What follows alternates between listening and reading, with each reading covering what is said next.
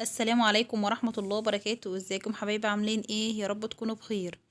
النهارده بقى انا جايلكم بفيديو جديد. هعمل معاكم صينية بطاطس بالفراخ.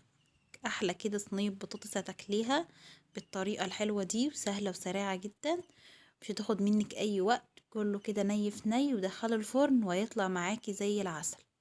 عاملاها كده جميلة وصوص كده خفيف كده، ومش تقيلة ولا صلصة ولا اي حاجة. حبايب قلبي اللي مشرفيني في قناتي، بحبكم في الله، متنسونيش باللايك وكومنت حلو منكم كده. وتعالوا نشوف، يلا هنعمل البطاطس بتاعتنا ازاي. معايا كده 4 حبات من البطاطس، 4 كده وسط، مش كبار قوي ولا صغيرين قوي. هبدأ ان انا اقطعهم كده حلقات بالشكل ده. البطاطس بقى تقطعيها كلها مقاس واحد، يعني ما تكونش واحدة تخينة وواحدة رفيعة، عشان تستوي كلها مع بعضها. تمام.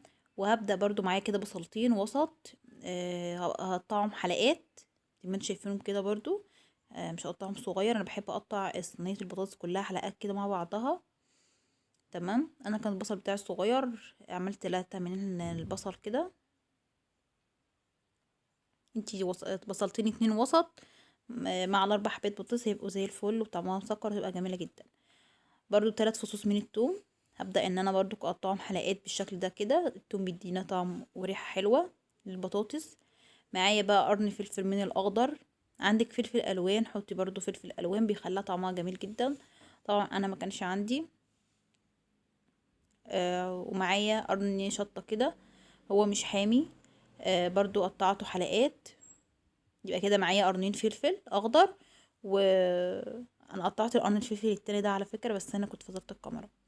معايا بقى احط نص معلقة من البهارات ونص معلقة من الفلفل. ومعايا بقى نص معلقة من القرفة على الزنجبيل. انا بحب القرفة والزنجبيل اوي على الاكل، بيدينا طعم حلو جدا. ومعايا بصل بودرة وثوم بودرة ونص معلقة من الملح. هبدأ ان انا ابهر البطاطس بتاعت الخضار ده، بقى ابهره. معايا بقى الفراخ.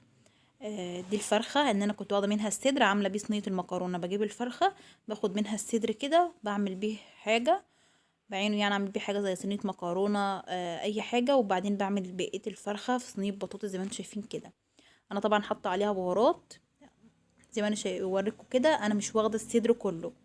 تمام. انا بسيب الاكتاف كده فيها نسيره، يعني نسيره من الصدر كده، حته سير من الصدر.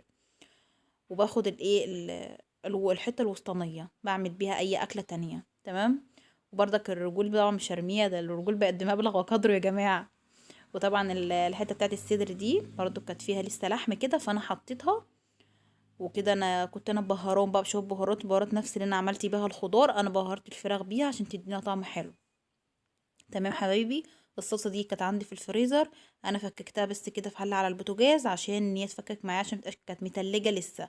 عندك طماطم فريش مفيش مانع، حطي طماطم فريش، مش هتحتاجي اي ميه. انا دلوقتي هحط شويه من الميه علشان الصلصه بتاعتي كانت ايه، تقيله شويه. يعني انا كنت اصلا إيه ضرباها وحطها في الفريزر، يعني انا كنت مش مسبكاها، انا كنت سلقاها كده وضرباها وحطها في الفريزر. فانا طبعا احتجت شويه ميه عشان طبعا الفراخ والبطاطس تستوي فيها. لو انت عندك طماطم فريش، الطماطم الفريش هتضربها طبعا، مش هتحتاج منك ميه خالص. تمام.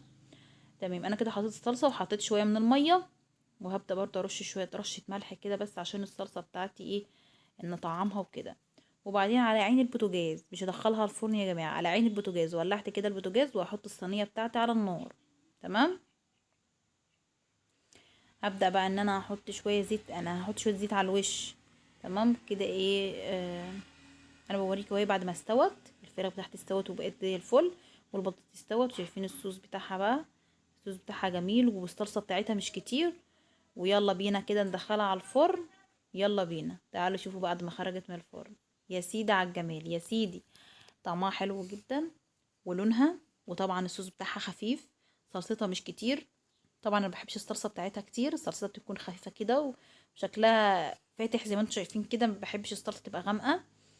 والفراخ طبعا احنا بنحب ننشفها.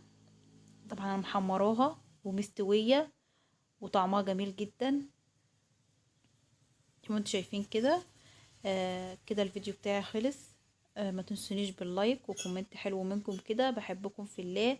بفرح بكومنتاتكم و... لايكاتكم الحلوة.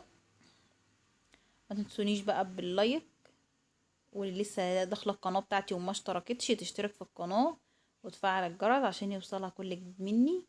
بحبكم في الله، احلى متابعين. كده بقى الفيديو بتاعي خلص، بوريكم الصوص بتاع البطاطس، صوص جميل. وكده الفيديو بتاعي خلص، بقول لكم ما تنسونيش باللايك، والسلام عليكم ورحمة الله وبركاته.